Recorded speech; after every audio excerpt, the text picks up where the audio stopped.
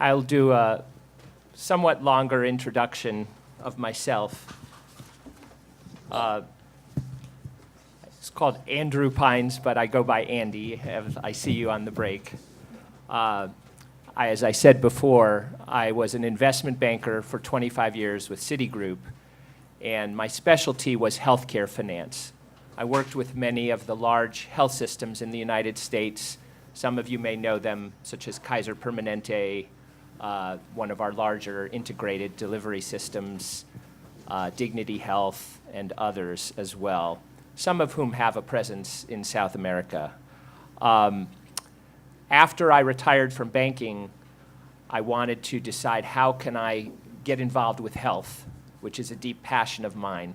I'm not a clinician, I'm afraid of blood, but I do want to contribute to health. And I remember hearing at one of our industry conferences a speaker that said that 90% of the outcomes of morbidity and mortality are not health care, but they are all the factors upstream, right? Housing, inequality of access to healthy food, transportation, economic opportunity, racial injustice. And so, as not a clinician, I thought if I can get involved in those issues, I might be able to do something to contribute in some way to health outcomes. And that's how I got involved with the Public Health Institute. A staff member, I'm a director, so I don't have a card to give you, but I do look forward to chatting more. The Public Health Institute is the oldest institution addressing public health in the United States. We were founded in 1964. We have a budget of $100 million, and we cover a great deal of programs all related to public health. We have expanded some of the knowledge that we've learned and talked to many folks in other countries, and that's why we're here today, is to try to collaborate with you. So I'm so proud to be a part of this dialogue and all of the expertise in this room. What we believe is collaboration. We don't want to try to assume that what works in the United States is going to work in Brazil. We're here to learn from you. But we bring a lot of resources to the table. We have 700 staff.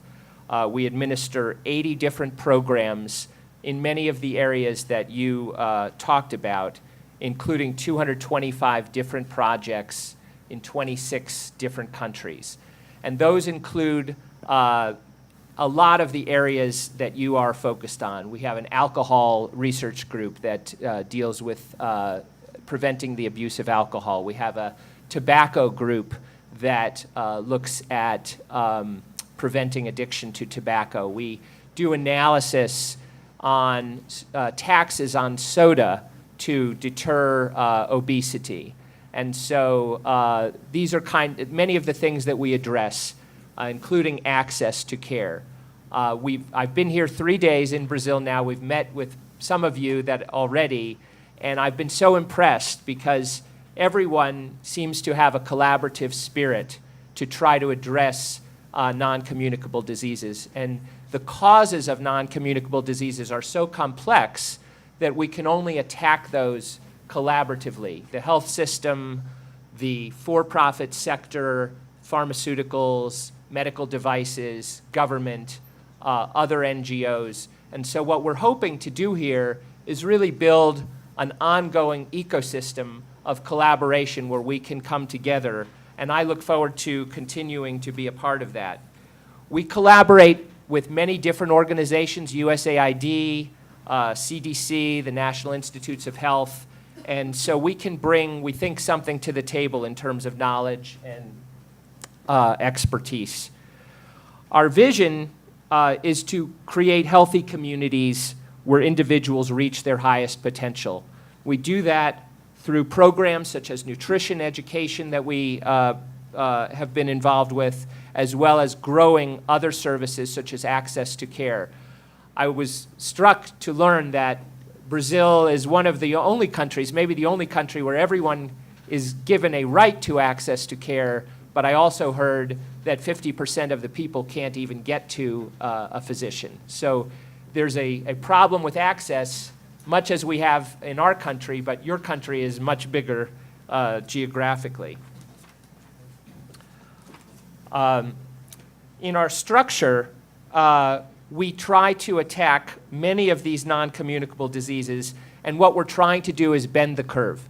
So what we're doing in the United States, as you may know, is developing models of finance, and I'm a finance person, that incentivize people to stay healthy. So we used to live for many years in a fee-for-service environment where the sicker you got and the less healthy you were, the more money that everyone made, and that includes the hospitals, pharmaceutical companies, medical device companies. But now we are gradually evolving in the United States to an approach where the incentives are to keep people healthy. And I was struck in all of our conversations here with folks from Medtronic, from Novo Nordisk, and others, that everyone here is moving in that direction as well, that the goal, even if in the short run it means selling fewer products or treating fewer patients, is to keep everyone healthy, because we all do better in the long run when everyone has access to care. And so what we do is partner in many countries around the world. We partner, for example, with AstraZeneca in Kenya. We partner with Merck. We partner with USAID in particular, and we have a Global Health Fellows program where we train people that will work in ministries of health around the world. And that's what we use to model the Global Health Leaders program, which was partnering with government, partnering with corporations instead of government to achieve similar results. Our approach is very much a collaborative one. We hope that this forum will be a launch pad for more collaboration here in Brazil, and we look forward to doing that potentially in some of the other countries in which we're involved. So the collaboration wouldn't even just be within health professionals like yourselves. Potentially it would involve housing, transportation, banks, small businesses, and corporations, all of whom impact public health in the upstream in many different ways. Our priority is health equity. I heard Dr. Barone say that 40% of those with diabetes in Brazil don't even know that they have diabetes. And so if they don't have access to point of service care, diagnostic testing, if they don't have access to a physician, if they don't have monitoring equipment, they're not going to be able to address the problem. And we have similar problems in the United States. So the way to address that is to address access to care. But it always comes back to money, right? And so the funding is always going to be a challenge. What we say sometimes in the United States is everyone wants Tiffany's healthcare at McDonald's prices. And so the problem with that is how do you ration that and get some more equal access to care while still keeping it affordable? And we struggle with many of the same issues. So what we try to do is bring a framework where we can connect health and equity to decision making. We call it health in all policies. That's our motto.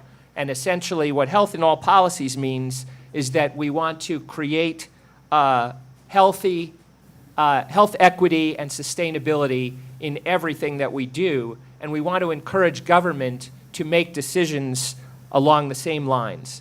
The second thing we do is we support intersectoral collaboration. That's why we're all here today, is to bring those solutions together. We also want to, number three, is benefit multiple partners. We want to be able to create win-wins for everyone so that it's not, oh, I do worse, you do better, that we all benefit in the long run if we keep patients healthy and keep people out of the hospital. Fourth is we want to engage all the stakeholders.